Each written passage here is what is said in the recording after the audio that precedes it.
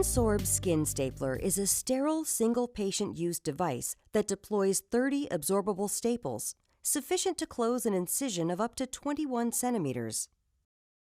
INSORB subcuticular staples are composed of a copolymer, which has a well-established history in wound closure. INSORB places an absorbable staple horizontally in the dermis to create an interrupted, everted closure.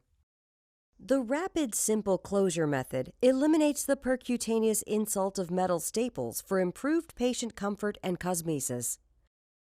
The stapler arms present tissue to two surgically sharpened needles that take a precise bite of dermis on both sides of the incision to place an absorbable staple. At 10 to 12 weeks, the staple is about half its original mass. The remainder is absorbed over subsequent months. The simple, single clinician technique may reduce operative time as compared to subcuticular sutures.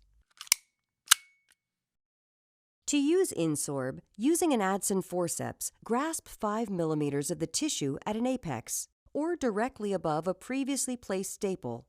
Lift to present the tissue to the stapler. Place the nose into the wound to firmly mate the stapler with the forceps directly below the arrow.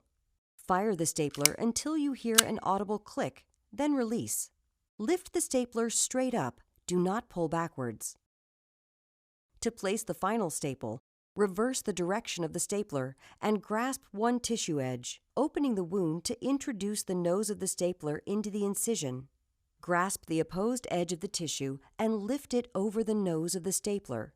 Regrasp both edges of tissue at the nose of the stapler. Lift, then rock the stapler from side to side so the tissue covers both blue triangles. Mate the stapler and forceps and fire.